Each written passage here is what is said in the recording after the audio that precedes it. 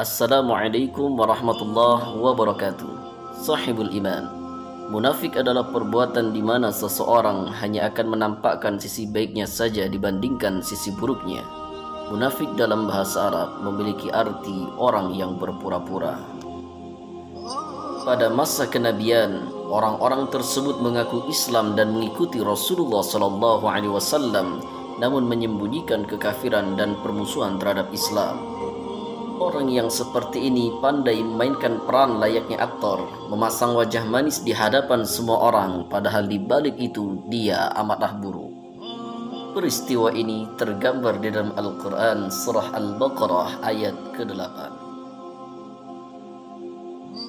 Dan di antara manusia ada yang berkata, kami beriman kepada Allah dan hari akhir, padahal sesungguhnya mereka itu bukanlah orang-orang yang beriman. Berdasarkan hal ini, orang munafik akan mendapatkan ancaman neraka di tingkat paling bawah dan dibenci Allah Subhanahu wa Ta'ala.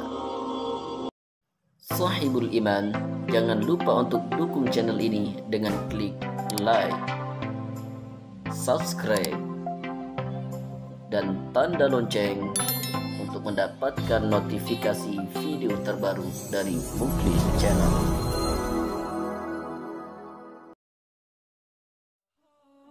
Dikisahkan pada perang Uhud, terdapat seorang munafik yang ikut bergabung dalam pasukan.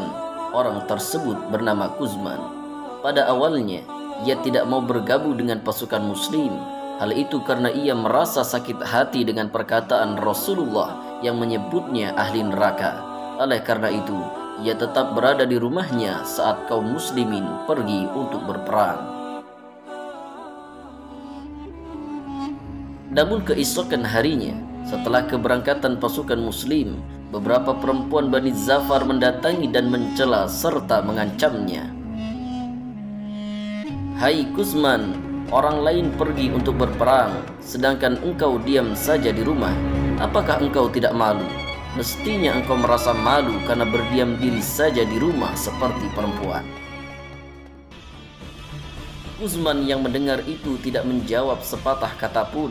Alih-alih ia pergi menghindari mereka, namun para perempuan itu mengejarnya dan berkata lagi, hai Kuzman, sungguh kau seperti perempuan.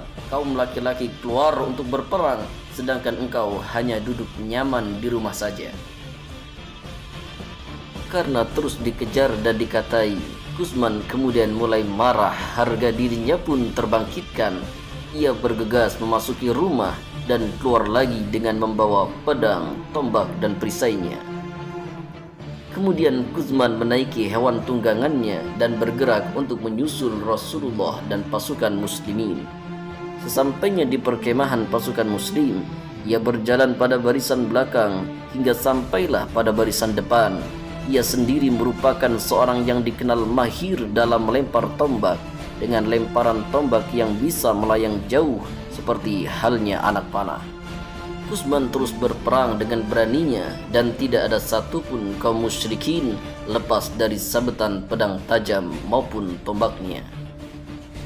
Bahkan ia berkali-kali merangsek masuk ke barisan kaum Quraisy dan berhasil keluar dengan gagahnya serta bersuara lantang kembali menyerang musuh musyrikin hingga mereka jatuh bertumbangan.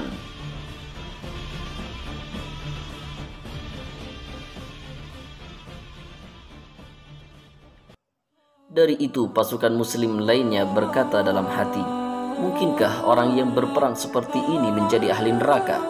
Mereka merasa heran dengan seorang yang memiliki keberanian dan kesungguhan seperti Kuzman dalam berperang, termasuk ke dalam golongan ahli neraka. Sahibul iman. Namun perkataan Rasulullah SAW yang menjuluki Kuzman sebagai ahli neraka memang bukan tanpa alasan. Sebab ia berperang untuk membuktikan jika ia merupakan lelaki sejati, tidak seperti yang dikatakan perempuan yang terus mengolok-oloknya saat di rumah. Ketika bertemu dengan kaum Quraisy, seorang petinggi Quraisy berkata kepada Kuzman, Kuzman, engkau akan mati syahid. Akan tetapi justru Kuzman menjawab dengan lantang dan mengatakan niatnya ikut berperang. Demi Allah, aku berperang bukan untuk agama, melainkan ingin membuktikan bahwa aku adalah seorang lelaki sejati. Lalu ketika Kusman mendadak terlihat lemas dengan berbagai luka di sekujur tubuhnya dan terlihat darah mengalir dari balik luka-lukanya, pada saat itu kemudian ia mengambil sebuah anak panah dan menusukkan ke dalam dadanya sehingga ia tewas dalam keadaan bunuh diri. Karena itulah Rasulullah kemudian menyebutnya sebagai ahli neraka. Sebab itu bukan mati syahid melainkan mati bunuh diri, dan imbalannya adalah neraka. Sahibul Iman, semoga kisah ini menjadi pelajaran bagi kita semua untuk dapat beramal dengan ikhlas hanya mengharapkan ridha Allah Subhanahu wa Ta'ala. Semoga kita terhindar dari keburukan dan sifat kemunafikan serta selamat dari azab neraka Allah Subhanahu wa Ta'ala.